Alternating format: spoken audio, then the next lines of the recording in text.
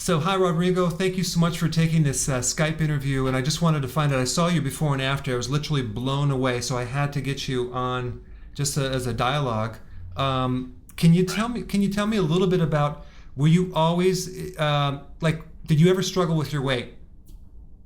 Yes, it's been an issue all my life, ever since I was a little kid. Wow. And have Weight Watchers. I was one of the original Weight Watchers clients. Had the big plastic yellow cup that I had to drink 4 times a day, God. all throughout my teenage years. It's been an issue all my life. Oh my gosh. And I actually managed to lose weight a few times. It's I think it's my 4th or 5th time now losing weight. Wow. Never did it correctly, but I managed to lose some weight before. Wow. a lot harder to lose the weight, but I managed to do it. Tell me some of the turning points that started you really getting success. Well, of course, I got very interested in your videos. I did lots of research, basically all over the internet, not just YouTube, and watched most of your videos, if not all of them. And the turning point for me, to be real precise, was understanding what makes you gain weight. I mean, that It's like, duh. That for me was the biggest turning point. I remember, Dr. Berg, a few years back when the Atkins diet was a rage. I guess maybe 10 years ago, Yeah. when it started out. And I did the Atkins diet. I lost weight, but I gained it all back. And I could not, for the life of me, understand how I could eat so much protein and fat and lose weight. I couldn't understand that. There was no scientific explanation that made sense to me. I'm not a doctor. I work with software. I have some technical knowledge. I understand technical things, but it just never made sense to me. Why I could not keep the weight off? And I remember actually a few years ago going all over the internet trying to understand why you lost weight on the Atkins diet. And there's nowhere on the internet that information was not available.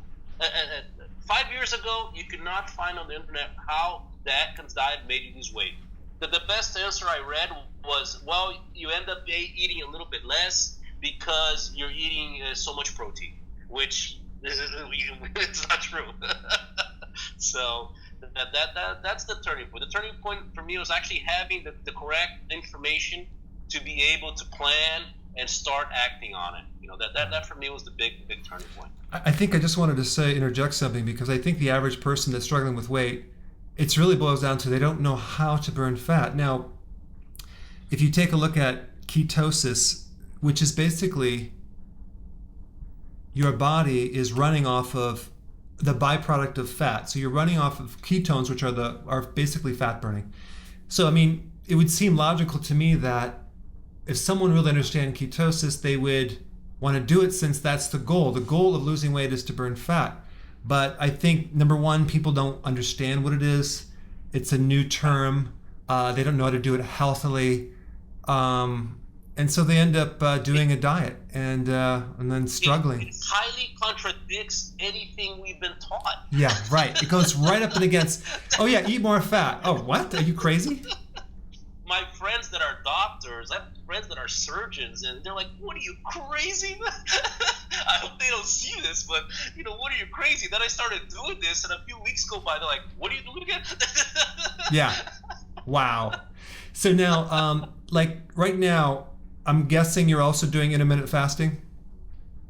Yes, actually, that's when really things took off. I've been using both methods. They go really well hand in hand. Yeah. And I play. Actually, I've learned now I listen to my hunger. If I'm not hungry, I just don't eat.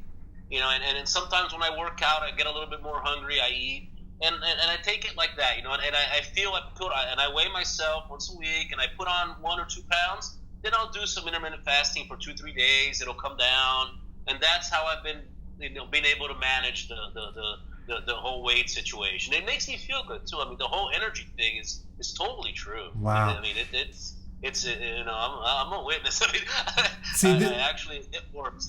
It makes you feel really good.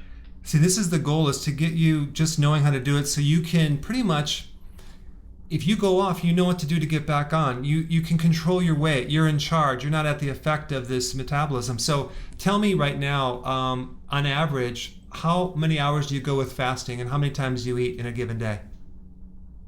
Well, I do with a fast that really feels good to me is basically about a 20-hour fast. Okay. And I usually do those on Mondays because on the weekend, I confess I do relax a little bit. I sometimes go. I save my carbs basically, and I know I'm not supposed to do this, for a little vino, a little wine. I save my carbs for the wine. Okay. Which is the only excuse I can accept is for the wine. Hey, one bottle is about 50 carbs, so you could do one bottle a night. No, I'm just kidding. So now, let's say you're going 20 hours. So I'm guessing you're doing 2 meals a day or just one? I do 2 in a 4-hour window. So I usually I'll go like today. Today my first meal. I wake up around 6:30, and I'll have a little coffee with heavy cream, and maybe if I'm really hungry, I'll throw a little bit of butter, a little bit of the grass-fed butter on there, and I'll go the whole day, and I'll start getting hungry around 4 or 5 o'clock. Okay. 4 or 5 o'clock, then I'll have a snack. I'll have usually a little bit of cheese or some walnuts and stuff, and then I'll have a big meal around 7:30, 8 o'clock. I have a big meal, and that's it. It's over. Wow. And I throw in some kale shakes there once in a while. Okay, good. I like those too.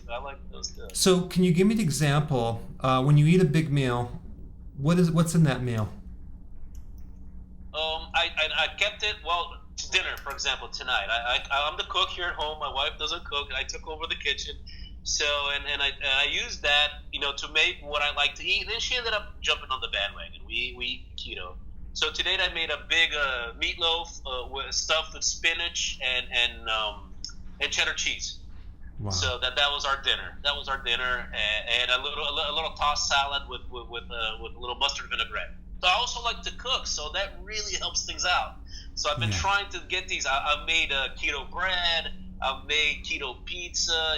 And my wife actually lost 16 kilos on the diet too. So wow. I put her on the bandwagon. We're both keto now. That's fantastic. And then right now you're working out too, right? Yes, actually, what I did is what I noticed, which is also I've heard on the videos, when you work out, I used to work out a lot in my teens. I actually played some football and stuff, and then I gained the weight, and it was all over. I like to lift weights and stuff. So I focused on the weight loss before working out, because I noticed that working out really made me hungry. I went on walks. I'd come back, and I just couldn't hold my appetite. I had to eat.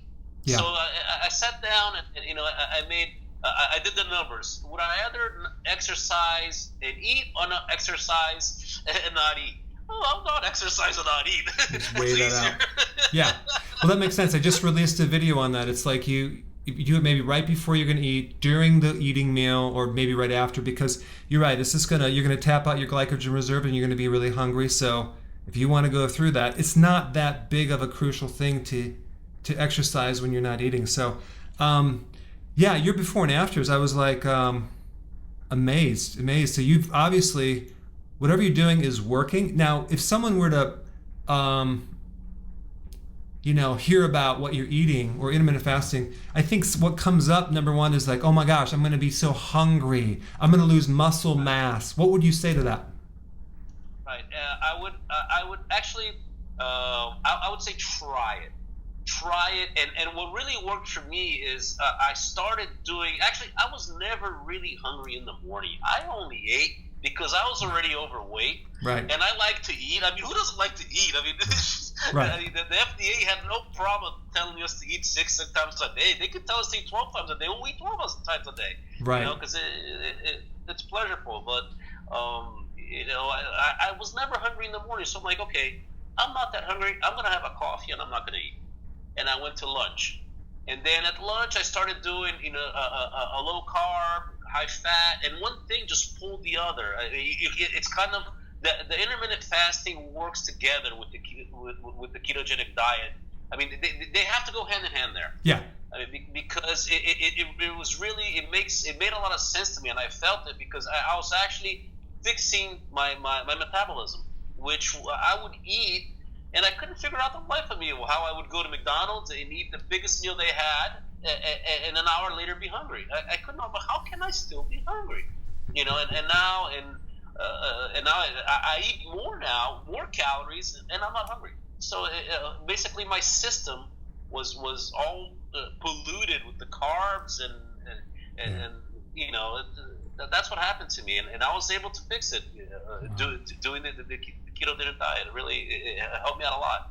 For those of you that are watching and you're concerned about it not being healthy, what you're doing is you're fixing high levels of insulin. When you lower your insulin, your body can finally tap into fat. All 6 fat-burning hormones are nullified in the presence of insulin. So what fixes insulin is not eating so frequent, cutting out the carbs. But to do that, you have to increase fat to be able to go from one meal to the next. So if you did this on lean protein, you would crash and burn because it would be too hard. It's a lot harder. Yeah. It's a lot harder. You do lose weight, but it's a lot harder, and you fail. Eventually, you won't be able to hold it long term, which is the whole idea. So what you're doing now is, do you feel that it's sustainable?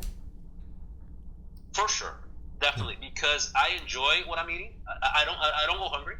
I enjoy what I'm eating, and most importantly, the energy I have now, I don't want to lose that energy. Right. Yeah, I know. It's incredible. I don't want to lose that energy. I've never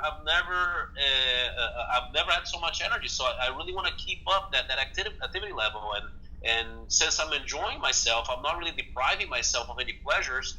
And when I eventually want to have something really sweet, I'll have some diet fat-free diet Jello or something like that, or maybe I'll have some whipped cream without sugar, and then strawberries, maybe some berries, and that's it. That's it. Basically, I understood one thing, is that if I want to stay lean and keep the energy level, I can't eat the carbs. Right. If I eat the carbs, I will gain the weight back. I understand that. For some reason, the overweight mind thinks like this: I'm going to do the diet so I can lose the weight, so eventually I can eat like I did before. No. Right. It doesn't make sense. Not go back.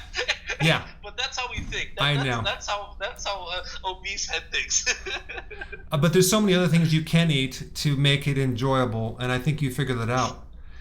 So I want to thank you so much for this interview. It was really great to meet you and get the person behind the before and after, which is incredible. So I just want to say well done, good job, and thank you. Very much. you. It meant a lot to me. Thank you. Okay. I want to thank you for all the great information. It was a beautiful work, beautiful job. I really appreciate it. Oh, my pleasure. I am telling everybody I can, the work is great. You explain everything really well, and you're light years ahead of what's out there in the medicine field, let me tell you. I appreciate that. Thank you so very much. Okay. Bye-bye. Have a good one. Bye-bye. You too. Bye.